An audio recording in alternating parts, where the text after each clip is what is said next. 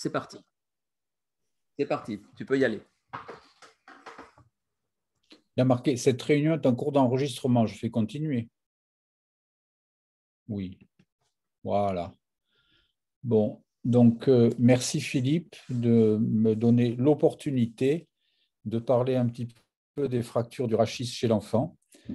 Je pense que c'est un sujet qui est un petit peu important à connaître parce qu'on ne sait jamais si on se retrouve dans un hôpital périphérique ou dans un CHU, on peut être amené à voir en urgence des enfants qui ont présenté, dans le cas d'un polytraumatisme, une fracture du rachis. Alors, si je pouvais avancer, voilà. Donc, on va parler un petit peu d'épidémiologie. Bon, les fractures du rachis chez l'enfant, c'est assez rare quand même parce que ça représente à peu près 2 à 3% de l'ensemble des fractures de l'enfant. Et si on prend l'ensemble des fractures du rachis, on voit que dans 95% des cas, elles surviennent chez l'adulte et 5% des cas chez l'enfant. Le deuxième point, c'est que ces fractures surviennent très souvent, dans à peu près 35% des cas, dans le cadre d'un polytraumatisme. Donc, il faudra bien, chez les enfants polytraumatisés, examiner le rachis, c'est très important. Alors, concernant la localisation, en fait, on se rend compte que ça a changé un petit peu. Avant, on disait que c'était surtout le rachis cervical, dans plus de 50% des cas. En fait, on a fait une étude il y a maintenant 4 ans au niveau de l'ensemble des CHU français et on s'est rendu compte que, en termes de localisation, 20% de ces fractures étaient localisées au niveau cervical, 40% au niveau thoracique et 40% au niveau lombaire. Et la fréquence des complications neurologiques dans la série qu'on avait sur un an était d'environ 10% des cas. Alors, concernant les causes, avant, la cause la plus fréquente était un accident de la voie publique. Maintenant, ça a changé aussi, probablement parce que maintenant, on maîtrise mieux. Il y a des précautions qui sont bien prises au niveau des voitures, de la circulation. Et donc, la cause la plus fréquente actuellement, ce sont les chutes, alors qui peuvent être des chutes soit d'un lieu peu élevé, soit des défenestrations. On en avait quand même pas mal dans la série. Deuxième cause, les accidents de sport. Il faut dire qu'actuellement, les enfants sont de plus en plus sportifs et avec des sports de plus en plus violents. Et puis, on termine donc l'étiologie, c'est les accidents de la voie publique où on retrouve à peu près 15% des causes. Et puis après, c'est les autres causes que je ne citerai pas.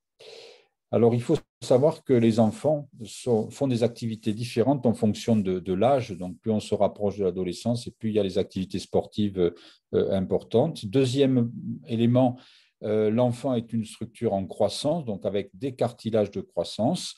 Et donc, on aura différents types de lésions en fonction de l'âge de l'enfant.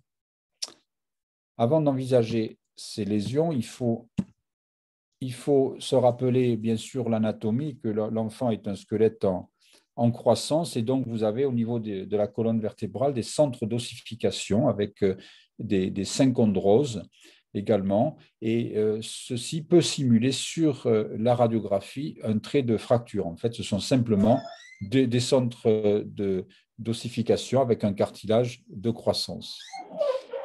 Ici, vous avez par exemple l'atlas avec, vous voyez, ici des centres d'ossification, donc il ne faut pas prendre ça pour des fractures. Ici, c'est l'arc postérieur qui n'est pas encore soudé parce que l'enfant est jeune, ça ne correspond pas à une fracture.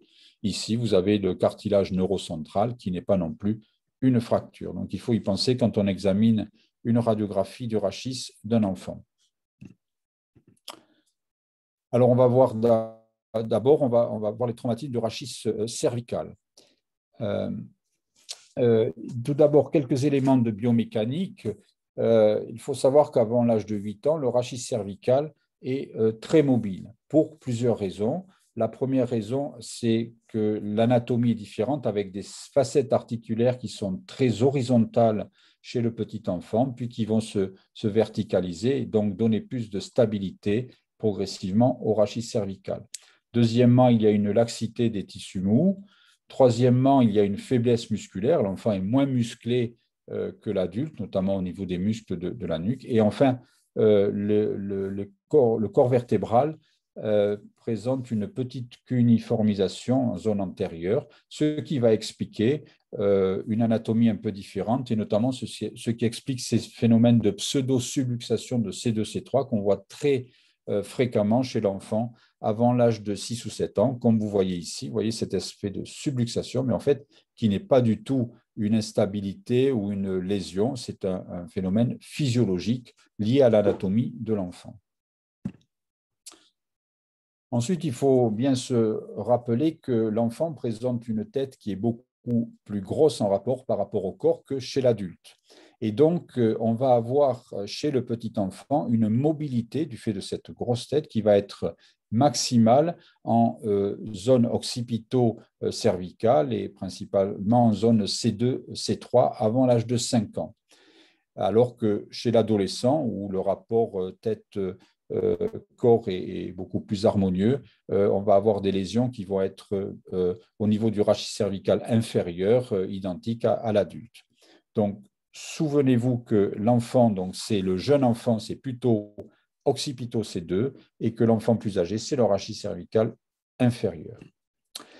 Alors, comme on a une grosse tête par rapport au corps, eh bien, quand vous mettez l'enfant en décubitus, il va automatiquement se mettre en syphose, ce qui, chez un enfant qui a un traumatisme du rachis cervical, peut entraîner ou aggraver un déficit neurologique. Donc, très important, quand vous recevez un enfant qui a un traumatisme du rachis en zone cervicale, vous mettez un coussin sous les épaules avant tout.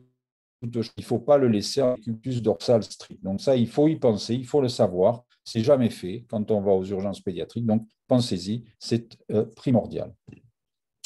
Alors, quelle est la conduite à tenir chez cet enfant? Jamais de traction chez un patient qui est inconscient. Il faut immédiatement stabiliser le rachis cervical par un collier. Et puis ensuite, vous faites l'interrogatoire, mécanisme du traumatisme, examen complet de la tête aux pieds et surtout le bilan neurologique. Alors, on ne va pas voir toutes les lésions. Pardon, là, je parle un petit peu de radiographie avant d'envisager les lésions. Il y a des standards à connaître quand vous regardez une radiographie du rachis cervical chez un enfant. Le premier, c'est la distance entre l'arc de C1 que vous voyez ici et l'apophyse odontoïde qui doit être inférieur ou égal à 5 mm. Si c'est supérieur à 5 mm, vous avez un diastasis, vous avez une lésion. Le deuxième élément à connaître au niveau du rachis cervical haut, c'est la ligne de Schuich-Schuch. En fait, c'est une ligne qui joint la partie antérieure de l'épineuse de C1 à la partie antérieure de l'épineuse de C3. Donc, vous avez par ces 2 points une ligne, et cette ligne doit passer par la partie antérieure de l'épineuse de C2. Et c'est comme ça que si vous voyez cet enfant qui a une soi-disant subluxation C2, C3, c'est celui dont on a parlé tout à l'heure, qui a la subluxation physiologique, pour vous assurer que tout va bien, vous tracez cette ligne de Schuich-Schuch, arc épineuse C1, épineuse C3, et vous voyez qu'elle passe par l'épineuse de C2, donc c'est tout à fait physiologique, il n'y a aucun problème. Alors que c'est différent quand vous avez ici une fracture bipédiculaire de C2, cette ligne de Schuich-Schuch, elle devient anormale, donc vous avez, ça confirme la lésion, mais ça que vous voyez qui était évidente sur ce cliché. Quand on arrive au niveau du rachis cervical inférieur, et bien là, à ce moment-là, il faut regarder l'alignement à la fois des épineuses, l'alignement des corps vertébraux à la partie à la fois postérieure et la partie antérieure. Et normalement, les espaces interépineux entre de C3 à C7 sont identiques. Ici, vous voyez qu'il y a une augmentation très nette de l'espace interépineux et donc vous avez une lésion du ligament interépineux, peut-être une lésion également antérieure, avec une instabilité qu'il faudra prendre en charge. Donc maintenant, on va voir les lésions les plus fréquentes. On ne va pas tout détailler, mais il faut connaître la fracture de l'odontoïde. En fait, c'est plus fréquent chez le petit enfant. Cette fracture, elle va passer au niveau de la synchondrose entre l'apophyse odontoïde et le corps de l'axis, avec un déplacement antérieur qui pourra être souvent très important, mais pour autant sans anomalie neurologique, car à ce niveau-là, au niveau de l'espace occipito-C2, le canal vertébral est très large et donc peut supporter des déplacements importants sans qu'il y ait de retentissement de compression médulaire. La prise en charge, le traitement est le plus souvent orthopédique avec une réduction sous sédation, une réduction douce, puis la mise en place d'une immobilisation plâtrée, puis par la suite d'une minerve. Et ça consolide très bien. En fait, les rares cas de pseudarthrose, dans ces cas-là, on peut envisager une chirurgie, mais le traitement, la plupart du temps, est un traitement qui est orthopédique. Voilà cet enfant qui avait cette fracture qu'on a vue, qu'on a réduit. Et le voilà après à 5 ans de la réduction avec un excellent résultat et un rachis tout à fait stable à ce niveau-là. Le deuxième traumatisme qui est fréquent et classique, c'est la subluxation rotatoire C1-C2. En fait, l'enfant va se présenter après un traumatisme du rachis cervical avec une attitude en torticolis, une inclinaison de la tête, et ce qui fait poser la suspicion de subluxation rotatoire C1-C2. En fait, il y en a 4 stades qui ont été définis et décrits par Fielding et Hawkins. Le stade 1, en fait, correspond à la simple attitude en torticolis sans qu'il y ait de réelle subluxation au niveau des massifs articulaires et ça guérit assez facilement avec une traction douce. Le deuxième stade est aussi assez bénin. En fait, il y a une subluxation d'une articulaire avec une légère augmentation de l'espace entre C1 et C2, mais qui reste pour autant inférieur à 5 mm. Donc ça, ce sont des cas bénins. Puis des cas heureusement beaucoup plus rares, la subluxation avec une rupture du ligament transverse et qui fait qu'il y a une distance entre l'arc antérieur de C1 et l'apophyse ontoïde qui va être supérieure à 5 mm et souvent s'accompagne d'un déficit neurologique. Et puis après, il y a la subluxation postérieure. En fait, les cas les plus fréquents, c'est le stade 1 et stade 2. Alors, quand on les voit, il faut les prendre en charge assez rapidement. Ici, vous avez sur la radio, ça peut être aussi un signe diagnostique, c'est l'asymétrie des massifs articulaires, vous voyez, entre C1 et C2 avec l'apophyse odontoïde ici. Souvent, le diagnostic, en fait, il est fait on demande un scanner pour confirmer le diagnostic. Donc, le traitement, il doit être fait en urgence parce qu'il ne faut pas attendre que les lésions se fixent. Donc, on propose de mettre l'enfant en traction douce. Vous voyez cette petite traction, on met juste 1 kg et en fait la subluxation va se réduire en général dans la nuit quand il y a un relâchement musculaire et 24 heures sont parfois c'est plus, mais en général en 24 heures on arrive à avoir une réduction dans la majorité des cas. Parfois il faut faire plusieurs jours. Donc, il faut hospitaliser ces enfants, les mettre en traction, les réexaminer le lendemain. Ça, c'est une enfant de 9 ans et demi qui avait cette subluxation rotatoire. Vous voyez, avec l'aspect au scanner, en fait, qui a été mise en traction pendant 4 jours. Ça a nécessité une traction un peu plus longue et on a eu une bonne correction. Voilà le scanner après la traction. Puis, il a été mis en place une minerve sur mesure. Alors, on peut mettre soit cette minerve, soit parfois on peut mettre un collier mousse, mais d'une hauteur assez importante. Bon, mais tout dépend de l'importance du traumatisme initial. On laisse cette minerve pendant environ 1 mois à 45 jours, puis après, on obtient une guérison.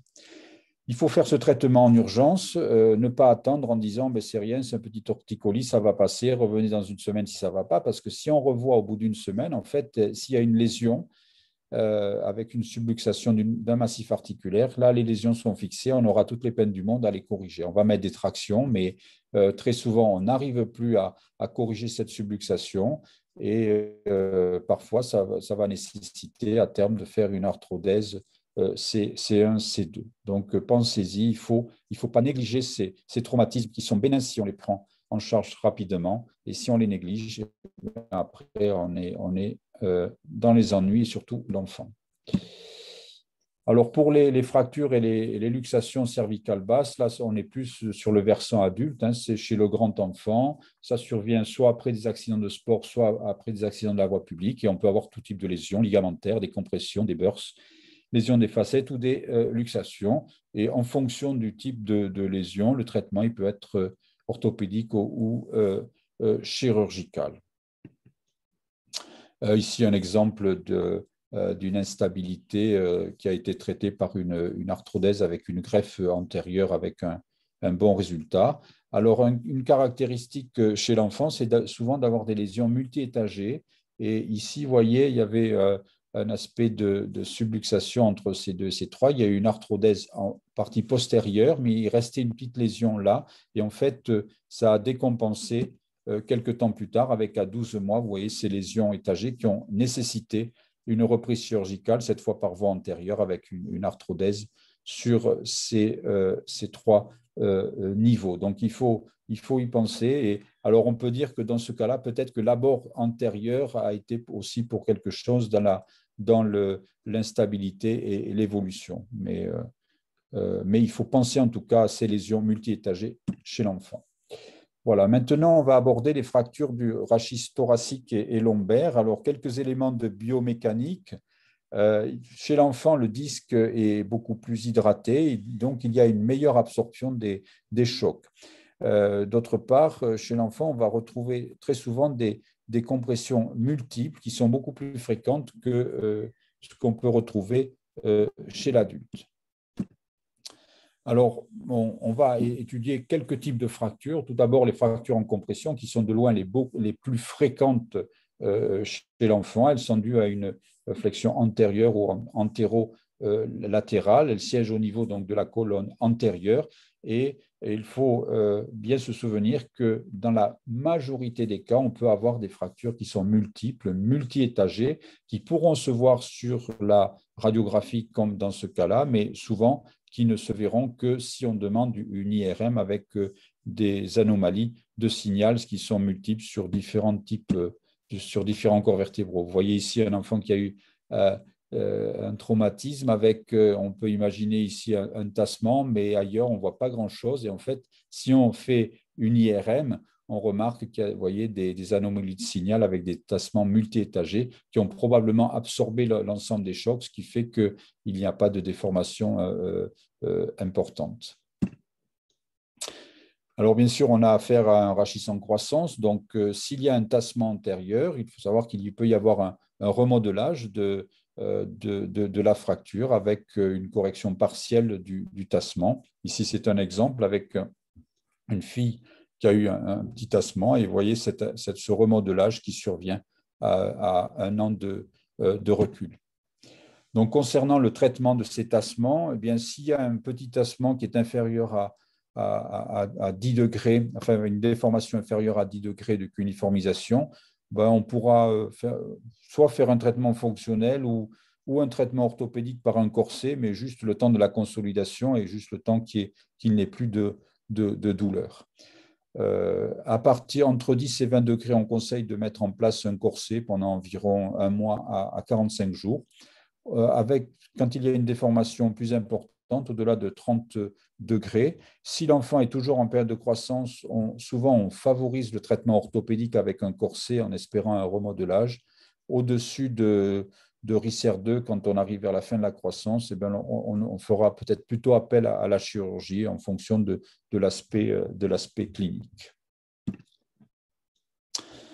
Le deuxième type de fracture qui est assez classique chez l'enfant, qui se voit régulièrement, qui est rare, mais qui se voit quand même régulièrement, c'est la fracture de Chance. Alors, en fait, c'est une fracture qui a été décrite par M. Chance en 1948, qui correspond à une fracture horizontale de la colonne vertébrale, donc qui emporte à la fois l'arc postérieur, mais aussi qui passe par le corps vertébral. En fait, c'est une fracture qui se fait en flexion de distraction et dont l'origine est essentiellement, dans au moins 90% des cas, la ceinture de sécurité qui est mal positionnée, qui est positionnée uniquement en ventral. Et au cours d'un mouvement de décélération de la voiture, au cours d'un accident, il y a une flexion antérieure, une distraction postérieure, et ce qui explique ces lésions donc à la fois en postérieur et en antérieur, avec, vous voyez, le point fixe ici de la ceinture de sécurité en abdominal. Et donc, quand on voit ces enfants, on voit typiquement le signe qui est pathognomonique, c'est le signe de la ceinture de sécurité. Vous voyez cette marque de la ceinture ici chez l'enfant. Si vous voyez ça, a priori, vous pouvez vous dire qu'il y a une fracture de chance, c'est pratiquement évident. Et en fait, le problème, c'est qu'au moment de cette flexion-distraction, vous avez des lésions abdominales qui sont très fréquentes dans plus de 50% des cas, avec donc un tableau de choc initial important et donc de choc abdominal. Donc, souvent, la fracture du au plan et il faut penser à la rechercher systématiquement, notamment donc, quand on voit ceci de la ceinture de sécurité. Parce qu'en fait, ce sont des fractures qui sont horizontales, donc avec une grande instabilité, qui peuvent entraîner des lésions neurologiques dans 10 à 30% des cas. Et très souvent, ça c'est un grand classique, elles sont dépistées avec retard, quelques semaines après, une fois que l'enfant a récupéré de ses lésions abdominales, et à ce moment-là, on s'aperçoit qu'il y a des problèmes neurologiques ou que quand on le met debout, comme c'est une fracture instable, eh bien, on va créer les problèmes neurologiques. Donc, il faut y penser d'emblée et d'emblée faire une recherche de cette fracture de chance avec au moins une radiographie du rachis ou la rechercher sur le body scan. Alors, il y a des classifications, plusieurs classifications qui ont été données chez les adultes avec soit la vraie fracture de chance qui passe par le corps vertébral, soit par des lésions qui passent par le disque. Mais en fait, chez l'enfant, c'est un peu différent parce que l'enfant, en fait, présente une FIS qui se situe au niveau du plateau vertébral supérieur et inférieur, un cartilage donc de croissance à ce niveau-là qui va être beaucoup plus fragile que le disque intervertébral. Et donc, si on a une lésion, elle peut passer soit par le corps vertébral, soit elle passera préférentiellement par la FIS, par le cartilage de croissance, plutôt que par le disque. Donc, en général, chez l'enfant, il n'y a pas de lésion du disque. Le disque est toujours intact. Et ceci a été bien mis en évidence par des études sur des IRM. Donc, vous voyez, la fracture de chance, elle peut passer soit par le corps vertébral ici, soit, si on n'a pas de lésion au niveau du corps vertébral, en fait, elle passe par la FIS. Vous voyez la lésion qui passe par ici, alors que le disque va être intact. Et donc, on peut avoir en clair trois types de fractures. Soit une fracture au niveau de ligamentaire en postérieur, soit au niveau des articulaires. Puis la fracture va passer par la FIS supérieure et il n'y a donc pas de lésion du corps vertébral ni du disque, elle passe par la FIS. Ça, c'est le type 1. Vous voyez, ici, on ne voit rien sur la radio, donc on se dit, mais cette fracture, bon, elle passe par le disque qui est foutu, donc il faut faire une arthrodèse. En fait, non, elle ne passe pas par le disque, elle passe par ce niveau-là, par le plateau supérieur. Le type 2, c'est la classique fracture de chance. Donc là, elle peut passer par l'épineuse, par les pédicules, les articulaires, les pédicules, et puis par le corps vertébral. Donc ça, c'est la fracture qui avait été décrite initialement. Et puis le type 3, en fait, c'est une fracture qui, pareil, va passer en partie postérieure, soit par les éléments ligamentaires, les articulaires, soit avec une fracture des articulaires postérieurs et qui passe au niveau du plateau vertébral inférieur, mais avec un disque qui va toujours être intact. Donc, qu'est-ce que ça a comme conséquence? C'est qu'en fait, le traitement d'une fracture de chance, même s'il n'y a pas de lésion osseuse antérieure, il peut être orthopédique et ça va consolider, puisque la fracture au niveau du cartilage de croissance va consolider. Et il y a quelques cas qui ont été décrits dans la littérature de bons résultats uniquement avec un traitement orthopédique. Vous voyez, ça c'est cet enfant qui a présenté cette lésion. Alors vous voyez cette syphose ici, pas de lésion des corps vertébraux, mais si on regarde l'IRM, en fait, le disque est intact, le disque, il n'y a pas d'atteinte, il y a une lésion qui passe par la FIS. Donc on va faire un traitement orthopédique avec sous anesthésie, en hyperlordose. Vous voyez, on va obtenir une bonne réduction. Puis, on va mettre en place, voilà, ça c'est la réduction sur un bio, puis on met en place une immobilisation et on va obtenir une bonne consolidation sans avoir eu à faire d'intervention.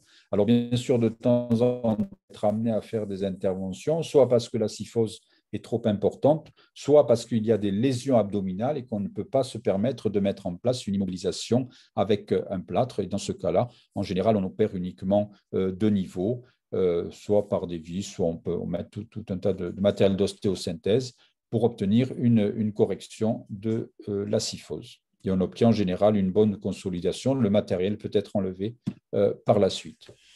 Le troisième type de fracture, ce sont les bursts, donc les fractures par éclatement. Donc, dans ce cas-là, ça survient un peu plus chez les sujets âgés où les disques sont moins hydratés, donc il y a moins d'atteintes multi-étagées, donc il y a juste un niveau qui prend et donc il y a un éclatement de la vertèbre. Dans ces burst fractures, il faut distinguer celles qui sont stables et celles qui sont instables. Pour qu'une fracture soit stable, il faut qu'il y ait tous ces critères, qu'il y ait un examen neurologique normal, que la colonne postérieure soit intacte, que la kyphose créée soit inférieure à 25 degrés et que la perte de hauteur du corps vertébral soit inférieure à 50%.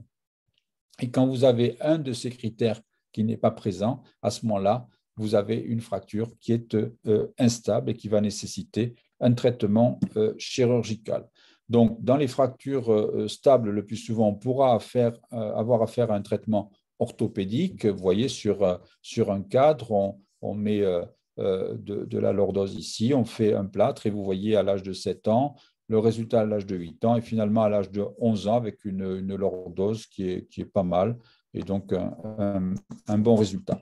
De temps en temps, la fracture est instable et va nécessiter alors un traitement chirurgical qui peut être fait soit uniquement par voie postérieure si on a une bonne correction et si en général avec un bon résultat. De temps en temps, quand on n'a pas une assez bonne correction et qu'il faut qu'on n'arrive pas à réduire l'écrasement du corps vertébral, à ce moment-là, on fait un temps antérieur complémentaire avec, par exemple, mise en place d'une greffe ou d'une cage.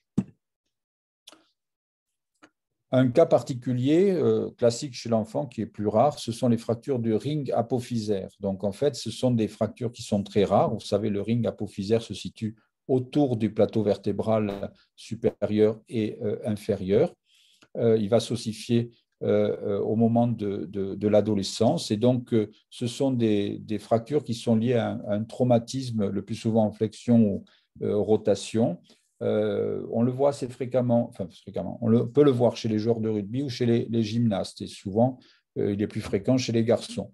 Et donc, en fait, vous avez une fracture du ring apophysaire avec un déplacement qui va être intracanalaire, qui va provoquer une douleur importante lombaire avec une lombosciatique qui sera souvent très douloureuse. Alors, plusieurs types ont été décrits en fonction de si c'est uniquement le ring ou si ça emporte un élément vertébral, si c'est central ou si c'est latéralisé. Alors, il faut savoir le diagnostiquer, il faut savoir y penser. Parfois, c'est difficile parce que le fragment osseux est tout petit et peut être difficile à voir sur les radiographies. Donc, il ne faut pas hésiter dans ces cas-là, dans un contexte traumatique avec une lombosciatique aiguë, à demander une IRM qui retrouve, vous voyez, le déplacement, la fracture du ring apophysaire et avec la petite compression à ce niveau-là. Le traitement, il est très controversé parce que la chirurgie, elle est assez délabrante. Ce n'est pas comme un traitement de hernie simplex. Il faut souvent faire une laminectomie, une laminoarthrectomie pour aller enlever le fragment qui peut coller beaucoup. Donc, c'est assez controversé. Souvent, on préconise un traitement orthopédique. On attend un petit peu et uniquement dans les cas déficitaires ou hyperalgiques, on peut être amené à proposer le traitement chirurgical. Mais bon, ça reste un petit peu débattu dans la littérature. Alors, une lésion spécifique chez l'enfant, c'est le SIWORA, Spinal Cord Injury Without Radiological Abnormality. En fait, c'est donc une atteinte neurologique sans sans qu'il y ait de lésions visibles sur la radiologie, sur la radiographie. En fait, ça a été décrit avant l'avènement de l'IRM, où on voyait ces enfants qui arrivaient avec un traumatisme du rachis. Ils étaient déficitaires, on faisait des radios, on ne trouvait rien. En fait, il faut savoir que chez l'enfant, le rachis peut être étiré d'au moins 5 cm avant qu'il y ait une rupture des éléments, alors que la moelle, elle se laisse beaucoup moins facilement étirer, et que dès qu'il y a un étirement de plus de 5 mm, vous pouvez avoir des lésions médulaires qui, malheureusement, vont être irréversibles. Donc, ces SIORA, ça se voit chez les enfants jeunes avant l'âge de 8 ans. Après un traumatisme, vous avez un déficit neurologique qui peut être immédiat ou parfois retardé et surtout qui peut être évolutif. Et vous faites une radiographie, vous ne trouvez rien, tout est normal. Alors bien sûr, maintenant, le diagnostic est plus simple depuis qu'on a l'IRM, où vous allez retrouver avec, sur un rachis osseux normal, des lésions médulaires, comme vous pouvez voir ici ou ici, et on retrouve également des lésions ligamentaires. Donc ce terme de SIORA, maintenant, il n'a plus trop lieu d'être, puisqu'on a l'IRM. Alors malheureusement, le pronostic est très mauvais. Souvent, ce sont des lésions irréversibles qui parfois peuvent aboutir au décès du patient. Le rachis est instable, donc on conseille comme traitement de faire une immobilisation au moins pendant 3 mois. Et la chirurgie, dans ces cas-là, a un intérêt très limité et ne permet pas de récupérer la lésion, donc on ne la conseille pas. Enfin, pour terminer, il faut parler du syndrome de Silverman, donc le syndrome des enfants battus, donc, qui peuvent avoir des lésions vertébrales. Il ne faut pas le méconnaître. Quand on a un enfant jeune qui a des acquisitions qui sont retardées et qu'on le voit avec un rachis qui est enraidi et souvent en syphose. Les lésions dans le Silverman, elles peuvent être très variées. Ça peut être des tassements vertébraux, des luxations, des tassements multi-étagés. Donc, il faut savoir y penser chez l'enfant jeune. Parfois, il y a des fractures un peu caractéristiques avec des lésions, des fractures de la synchondrose neurocentrale, avec soit un déplacement antérieur, comme ici, soit un déplacement postérieur du corps vertébral. Voilà, pour conclure sur ces lésions du rachis chez l'enfant, elles sont quand même rares. Le type de lésion dépend de l'âge de l'enfant, comme je vous ai dit. Le diagnostic il peut être parfois difficile, donc il faut savoir y penser dans certaines circonstances. Pensez à ce problème d'atteinte neurologique en l'absence d'anomalie radiographique. Donc, de toute façon, il faut toujours faire un examen neurologique chez ces enfants quand il y a une suspicion de traumatisme du rachis et demander l'IRM qui va rectifier le diagnostic.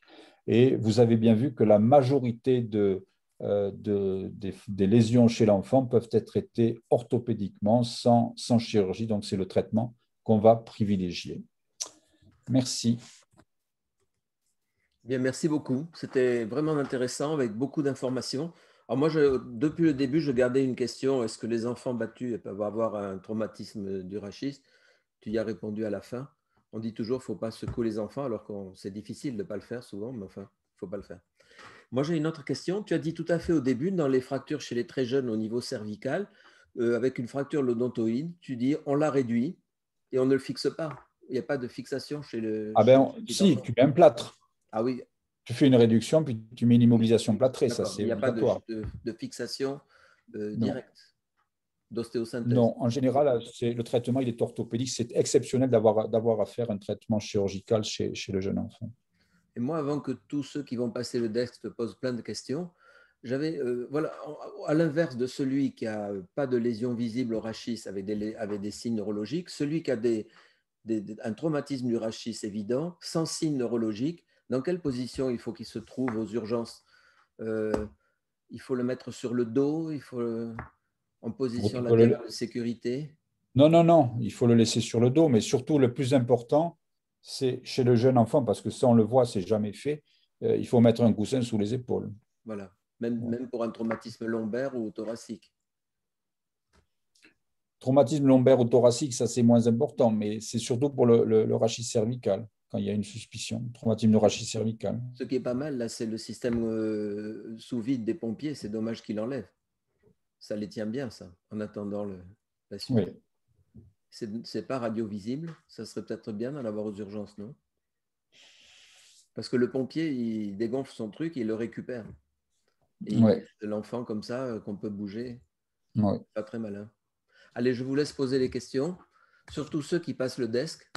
Je voulais remercier Jérôme également de cette présentation très didactique et comme le souligne Philippe Chiron, j'espère que tous les internes ont bien écouté ce topo et peut-être le reverront parce que quand on pose des questions au desk sur la traumatologie et du rachis, on voit quand même les grandes lacunes que vous pouvez avoir sur ce sujet. Donc, je vous invite à le revoir et le re-revoir sans hésitation. Et vous pouvez aussi voir d'autres films de traumatologie chez les enfants. Il y a d'autres replays possibles. Pour l'examen, vous devriez réviser ça. Vous avez des questions? Oui, moi j'aurais une question, s'il vous plaît, monsieur. Allô? Oui, Juliette, on t'entend. Ah, pardon, je croyais qu'on ne m'entendait pas. Déjà, merci pour le coup. Et moi, c'est une question un petit peu pratique. Imaginons qu'on se retrouve en novembre dans un hôpital périphérique et qu'on reçoive un enfant polytraumatisé, etc., qui nécessite une IRM en pleine nuit ou je ne sais quoi, et qu'on n'a pas la possibilité de le faire par manque de moyens. Quelle est la meilleure position pour le transférer au CHU en termes d'immobilisation? En fait, ça rejoint un petit peu la question de M. Chiron, mais est-ce qu'il faut l'envoyer coquiller? Est-ce qu'il faut... Enfin, comment on fait, en fait, pour ne pas prendre de risques? Pour les transports, oui, si tu as une suspicion de fracture avec une instabilité, oui, il vaut mieux le mettre en coquille, oui. Après, si tu as aucune... mais tu auras fait des radios quand même, non? Oui, les radios, oui, mais Ouais. je ne sais pas s'il y a besoin d'une IRM ou... Bon, après, le transport, oui, il vaut mieux qu'il soit immobilisé dans une coquille. Je pense que c'est un petit peu mieux si tu as une suspicion de fracture du rachis. Okay. Il sera mieux pour le transport en tout cas. Tu auras et moins une minerve il sera plus systématique confortable. Ok. Oui. D'accord. Merci. D'autres questions? Oui, moi j'en ai plusieurs. Bonjour. Alors, je passe pas le desk, hein, mais... Tu as le droit de poser des questions quand même. Ça va alors. À quel âge les synchondroses s'ossifient? Est-ce qu'on y a pour avoir une limite et pas confondre les synchondroses avec une fracture? Je dirais qu'on peut aller jusqu'à 6 ou 7 ans. Avant, on disait que c'était 5 ans, et puis je pense que c'est un peu plus tardif, quoi. 5 ou 6 ans. De toute façon, ouais, voilà. Non, après... Okay. Est-ce qu'il y a une indication à mettre du ciment dans les tassements vertébraux chez les enfants? Parce qu'on n'en parle jamais. Chez l'adulte, c'est quand même fait souvent. Non, enfin, on ne le fait pas. On le fait pas. Il y a peut-être des indications, mais je pense qu'ils doivent rester exceptionnelles. Hein. Okay. Non, après, mais là, on parle de l'adolescent maintenant. Chez le petit enfant, non, il n'y a aucune indication. Non, ce qui se fait actuellement, mais nous, on n'a pas l'expérience, c'est les traitements percutanés, comme chez les adultes. Oui. C'est-à-dire les réductions percutanées, mais nous, on ne fait pas parce qu'on n'a pas l'habitude. C'est quand même des fractures qui sont rares, qu'on opère pas très souvent, donc il faut une certaine expertise pour faire ça. Mais il y a peut-être une indication, il y a des équipes qui en ont fait. À Necker, je pense qu'il y en a qui ont commencé les traitements percutanés. D'ostéosynthèse, hein, pas de cimentoblastie. Là, après, je ne peux pas te répondre, mais okay. Je ne pense pas autant chez l'adulte, je pense que ça a de bonnes indications. Chez l'enfant, moi, je pas très...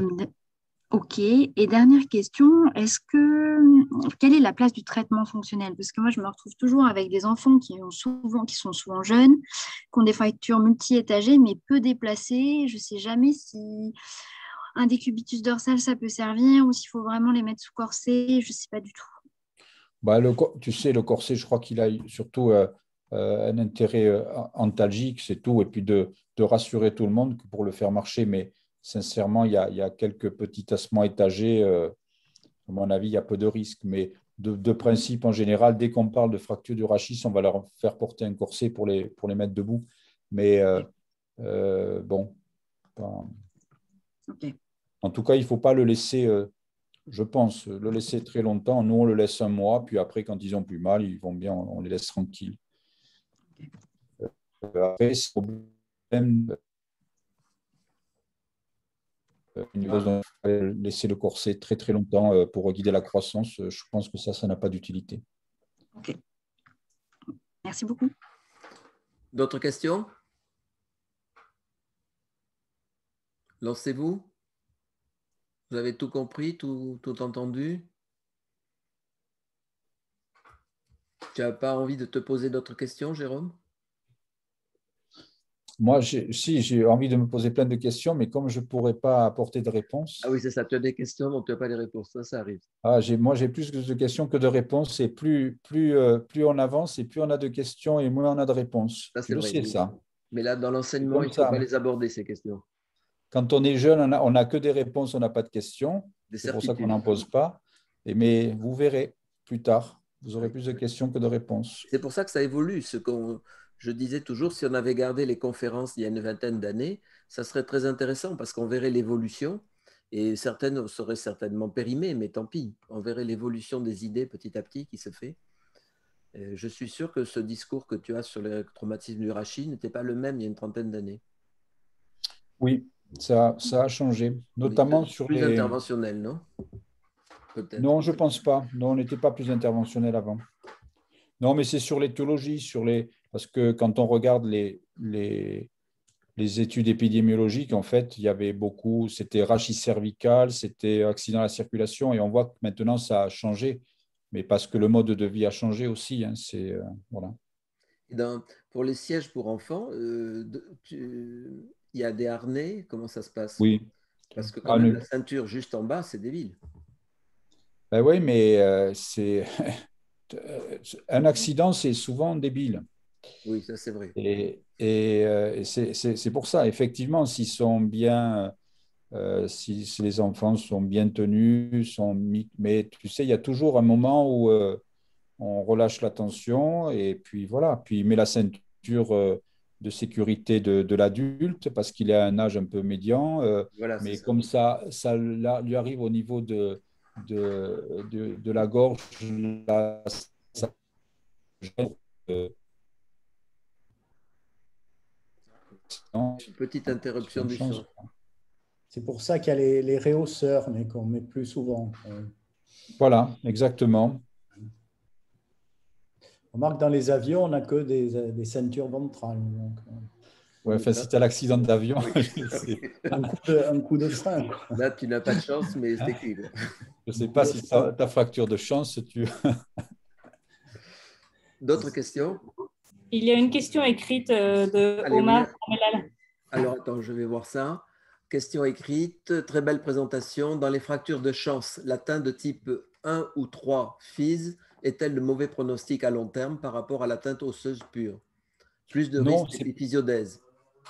non, c'est pareil. Non, non, non. Il n'y a pas d'atteinte. En fait, il n'y a pas d'épiphysiodèse sur le rachis parce qu'en fait, il n'y a pas d'épiphyse. Donc, en fait, c'est pour ça. Il n'y a pas de… Non, non. Il n'y a pas de risque. En fait, ce qu'il faut bien savoir, c'est que ça peut consolider. Enfin, ça consolide toujours. Ça consolide toujours. L'important, c'est de le réduire. Ce n'est pas comme s'il y avait une lésion, par exemple, discale chez l'adulte, où là, ça ne consolide pas, il faut faire une arthrodèse. Tandis que chez l'enfant, on le réduit, soit orthopédiquement, soit par ostéosynthèse, et après, ça consolide. Donc, mais il faut vraiment faire attention d'avoir une réduction correcte. Et souvent, avec le plâtre, si on n'a pas de bonne réduction, ça ne marche pas bien, parce qu'on garde après une petite syphose. Alors, merci Omar pour ta question et aussi pour le fait de nous écouter depuis Bruxelles. D'autres questions? C'est terminé? Ben, on te dit merci. On va créer un programme pour l'année prochaine et le mettre en Merci. ligne. Et je crois que ça vaut le coup de continuer l'année prochaine. C'était intéressant. Et le fait de pouvoir les revoir aussi, c'est intéressant. Même une conférence qu'on a déjà vue, c'est intéressant de la revoir, de s'arrêter sur un moment important parce que ça défile et puis les idées passent. Et c'est important d'y rester. Pas de regrets, pas de questions. Je vous dis bonsoir à tout le monde. Et Bonsoir. merci Jérôme. Merci. Au Merci, revoir. Jérôme. Au revoir.